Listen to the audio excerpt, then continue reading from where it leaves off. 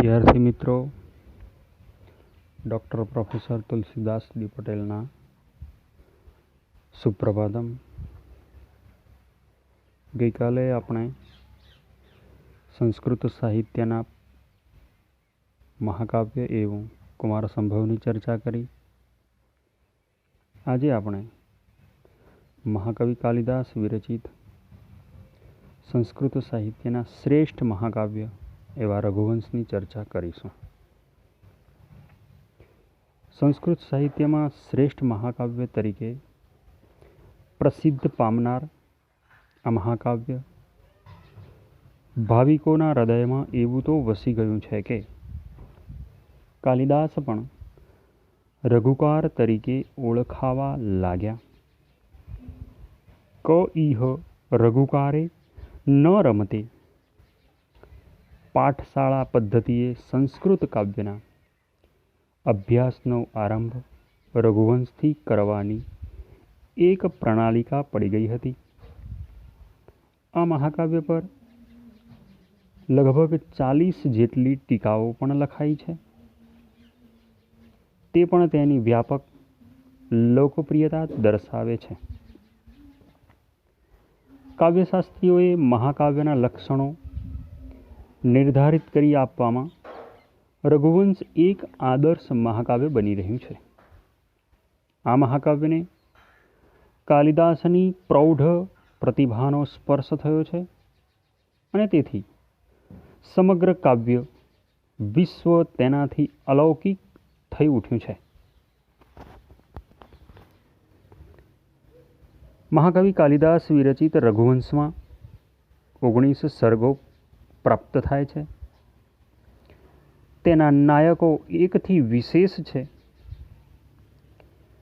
ઇક્ષ્વાકુ સૂર્યવંશના પ્રસિદ્ધ નૃપતિઓના ચરિતનું તેમાં વર્ણન થયું છે. કવિ સ્વયં સ્વીકારે છે તેમ વાલ્મીકીનું રામાયણ તેનું પ્રેરણા સ્તોત્ર છે. તેમ છતાં રામાયણની જેમ કેવળ રામચરિત્રનું જ નહીં પરંતુ અન્ય સૂર્યવંશી રાજાઓનું ચરિત્ર તેમાં નિરૂપાયું છે. આ સર્વ ચરિતોમાં રઘુનો પ્રોજ્વલ પ્રભાવ અનુસ્યુત હોય તેમ લાગ્યા કરે છે. તેથી તેનું રઘુવંશ નામ યથાર્થ જ છે. સમર્થ મહાકવિ હોવા છતાં કાલિદાસ આ મહાકાવ્યનો પ્રારંભ અત્યંત શાલીનતાથી કરે છે. પ્રારંભે જગતના માતા પિતા એવા પાર્વતી અને પરમેશ્વરની સ્તુતિ કરે છે. પોતાને કવિયશ પારથી મંદમતી કહે છે અને મહાસાગરને નાનકડા તરાપાથી પાર કરવાની ઈચ્છા રાખનાર કહે છે. અને વળી ઊંચા વૃક્ષ પર રહેલા ફળને મેળવવા મથતા વામણના જેવી પોતાની આ મહાન વિષયને આલેખવાની ચેષ્ટા કરી છે એમ કહે છે. પણ પૂર્વસૂરીઓએ આ માર્ગ આંકી દીધો છે એટલે હીરાકણીથી વીંધાયેલા મણીમાં દોરો પરોવાનું જ કામ હું તો કરું છું એમ ભારે નમ્રતાથી પોતે કહે છે. રઘુવંશના રાજાઓના આદર્શ ગુણો સંક્ષિપ્તમાં દર્શાવ્યા પછી રઘુવંશના પ્રારંભે અયોધ્યાના રાજા દિલીપ અને તેની રાણી સુદક્ષિણા સુપાત્ર કામનાથી વશિષ્ઠના આશ્રમે જાય છે તેનું અદ્વિતીય વર્ણન છે.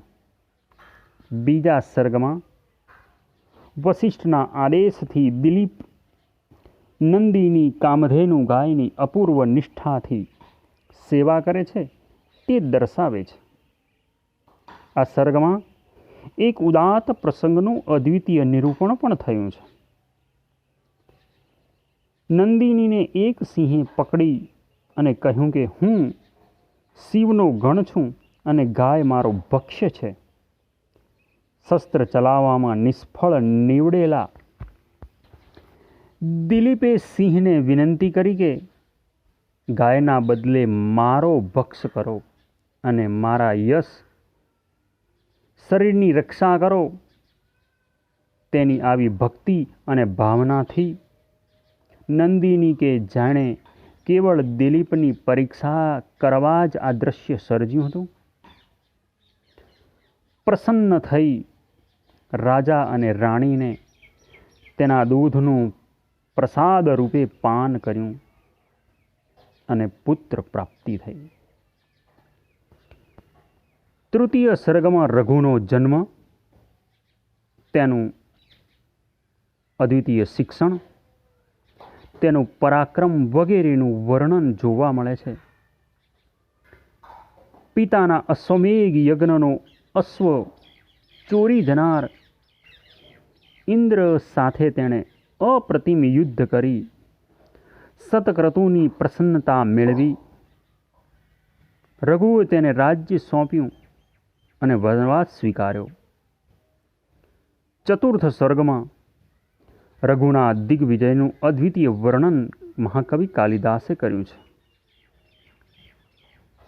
પંચમ સ્વર્ગમાં યજ્ઞ કરી સર્વસ્વનું દાન કર્યા પછી પણ કૌત્સ નામના એક સ્નાતકને ગુરુ દક્ષિણા આપવા માટે કુબેર સાથે યુદ્ધ કરવા તૈયાર થનાર રઘુની દાનશીલતાનું નિરૂપણ જોવા મળે છે. છઠ્ઠા સર્ગમાં ઇન્દુમતી સ્વયંવરનો ચિત્રાત્મક પ્રસંગ નિરૂપાયો છે. તેમાં પ્રણય ઘેલા ચંચળ રાજવીઓની ચેષ્ટાઓનું વર્ણન મનોહર બન્યું છે. અંતે રઘુના પરાક્રમી પુત્ર એવા અજને ઇન્દુમતી વરમાળા પહેરાવે છે. સાતમા સર્ગમાં સ્વયંવરમાં નાસીપાસ થયેલા રાજાઓ સાથે અજનું તુમુલ યુદ્ધ થાય છે. તેમાં અજનો ભવ્ય વિજય, નવવધુ સાથેનું રાજધાનીમાં આગમન વગેરે પ્રસંગોનું મહાકવિ કાલિદાસે નિરૂપણ કરેલું જોવા મળે છે. આઠમા સર્ગમાં નારદની વીણામાંથી સરી પડેલી પુષ્પમાળાના પહારથી ઇન્દુમતીનું આકસ્મિક મૃત્યુ અને તે આઘાતથી ભાંગી પડેલા અજનો કરુણ વિલાપ કાલિદાસે વર્ણવેલ છે, જે કુમાર સંભવના રતિવિલાસની સ્મૃતિ કરાવે છે. ઋષિ વસિષ્ઠનો આશ્વાસન સંદેશ પણ અજને સાંત્વન આપી શક્યો નથી. અંતે રાજા દશરથને રાજ સિંહાસન સોંપી અજ સ્વર્ગારોહણ કરે છે. નવમા સ્વર્ગમાં શબ્દાલંકારથી શોભતા શ્લોકોમાં દશરથની મૃગયા વર્ણવાઈ છે. વનમાં ભૂલથી તાપસ કુમારની હત્યા કરનાર દશરથને તે તાપસ કુમારના પિતા શ્રાપ આપે છે અને જે આશીર્વાદ રૂપ બને છે. તારું પણ પુત્ર વિયોગે મૃત્યુ થશે એવો શાપ આપે છે.